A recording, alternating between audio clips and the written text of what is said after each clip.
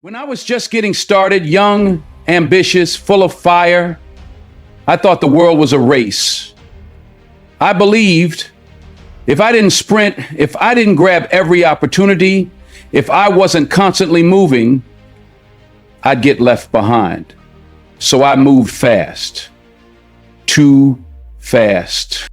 Auditions, meetings, readings, anything they threw at me, I took it. I was saying yes to everything and everyone, like my worth was measured in how full my calendar was. I called it grinding, but really, I was just spinning. You ever been in a car going 90 miles per hour, but you don't know where you're going? That's not progress. That's panic in motion. That's desperation dressed up as ambition.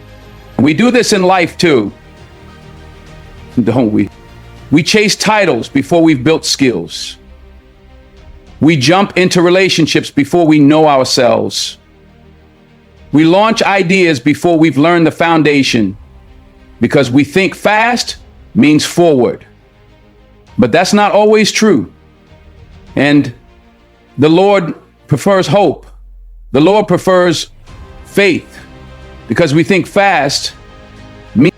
Movement isn't the same as momentum, and activity is not the same as achievement. See, the world will applaud your hustle. It'll praise your pace. It'll tell you to go faster, jump higher, outwork everyone, but it won't ask you if you're growing wiser. It won't check if your soul is aligned with your path. Only you can do that. I've seen people burn out at 25 trying to live like they're behind. Behind what? Behind who? There is no universal clock for your calling. Some of the greatest actors I know didn't land their defining roles until their 40s or 50s.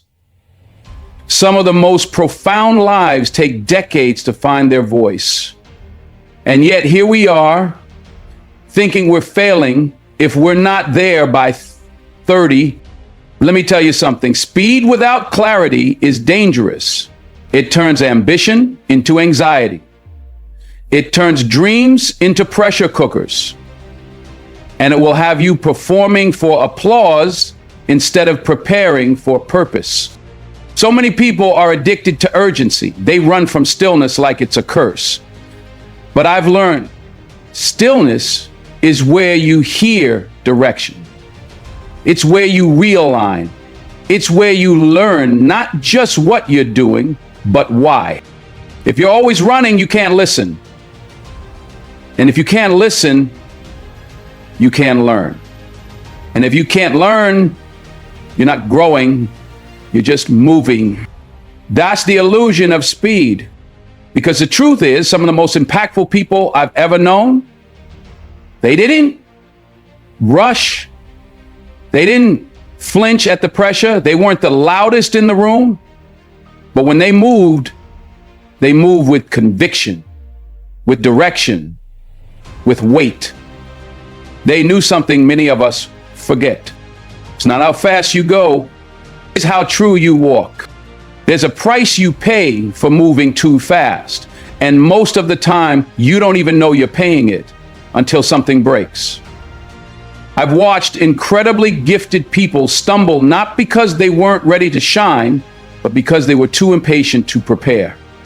They thought talent alone was enough. They thought passion could replace process. But when the lights hit them, they were hollow. Not because they didn't have potential. No, they had that in abundance. But they skipped the part where potential becomes power. The work, the waiting, the becoming. I knew a young actor once, had the look, had the charm, had people calling him the next big thing. Every door opened for him like magic. But he wanted it all now. He rushed through roles he should have studied, dodged coaches who could have trained him. He thought he was ready because the world kept telling him so. And for a while, it looked like he was winning. But here's the thing about skipping steps. It always catches up to you. When the first storm hit, when the critics came When the roles got complex, when the fame got heavy, he crumbled. Because he had the platform, but not the preparation. He had the stage, but not the strength to stand on it. And this isn't just about acting, this is about life. We live in a world obsessed with shortcuts. Everyone wants to skip the line, fast track the process, find the hack. People want the diploma without the study, the business without the struggle, the impact without the integrity. But you can't microwave greatness. You can't rush wisdom. Every detour around difficulty is a lesson you've chosen not to learn. And when you skip the lesson, you repeat the mistake. Rushing robs you. It robs you of the depth that only comes from doing things the right way, not the fast way. It robs you of the relationships you could have built if you'd taken time to listen. It robs you of the humility that comes from starting at the bottom and learning what it means to serve, to grow, to earn your place. You know what happens when a building goes up too fast without a proper foundation? It may look impressive at first, tall, shiny, new, but give it time, weather, pressure, weight, and it starts to crack, to lean, to fall, because it was never built to last. It was built to impress. That's what rushing does. It builds height, not honor. It gives you exposure, not excellence.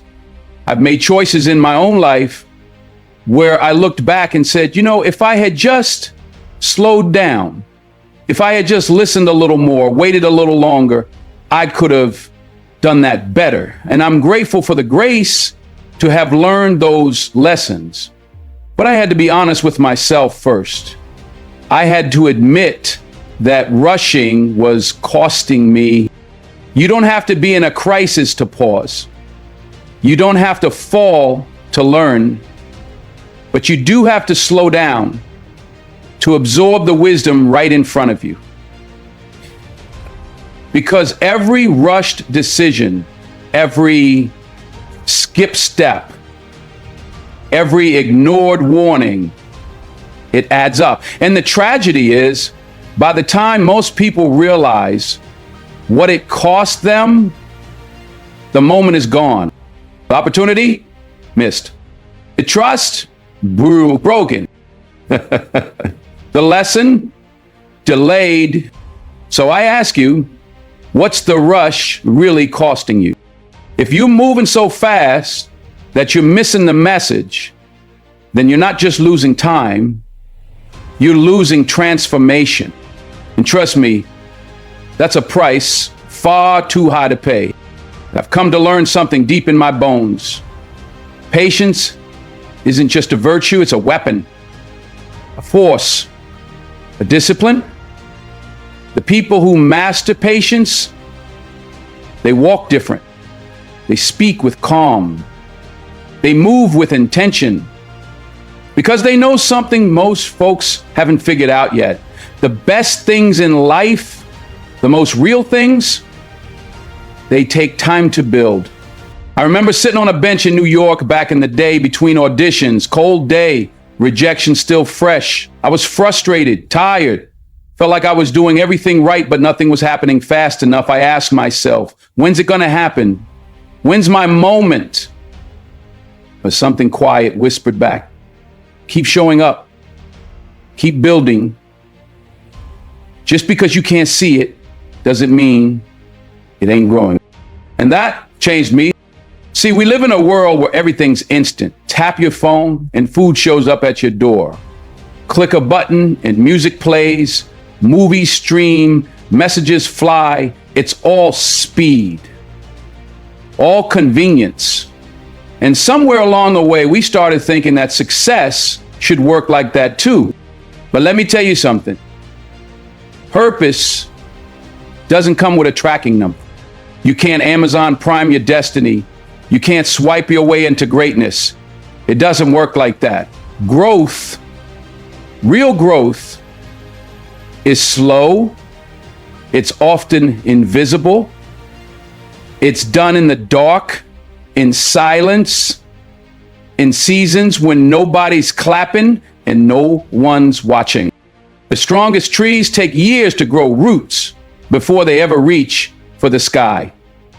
Why? Because if you don't go deep, you can't stand tall. If you don't build quietly, you won't last loudly. Think about my career.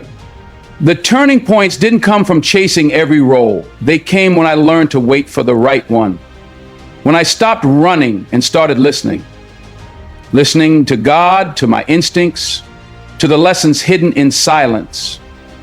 I didn't always understand the delays, but looking back now, those delays were the preparation. The pause was the training. Patience doesn't mean passivity. It's not sitting around doing nothing. No, patience is active faith. It's showing up every day, sharpening your tools, doing the work, even when no one is handing you a trophy for it. There's something sacred about that kind of discipline, that kind of focus. Because when you move with patience, you stop living like life's a race and start living like it's a mission. You take time to build things that last. Your craft, your character, your calling. You begin to understand that slow doesn't mean stuck. It means stable. It means you're laying down brick by brick, step by step. So when the moment comes, you're not scrambling to rise. You're ready. And that's the difference. See, rushing might get you there quicker, but patience makes sure you can stay there. Because it's not about reaching the top fast, it's about reaching the top whole, wiser, stronger, with your soul intact. So the next time you feel behind, the next time you feel like the world's passing you by, I want you to remember this. There is no wasted time when you're walking in purpose. Every step matters. Every pause has a point. Every delay is shaping you for the day when the door opens and you don't just walk through it, you own it. So now I leave you with this. Don't be seduced by speed.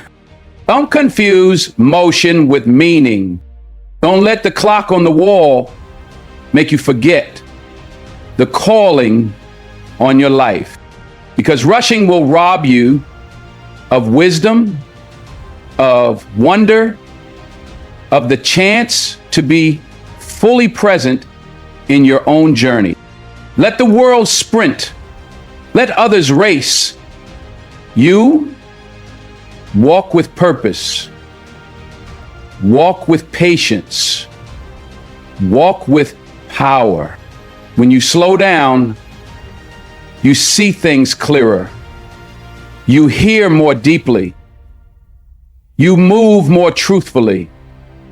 And when you do that, when you commit to the process, not just the prize, you don't just reach success, you grow into it one step at a time, one lesson at a time, one silent, steady, deliberate day at a time. And when you get there, when that moment comes and your time arrives, you won't just be ready to receive it.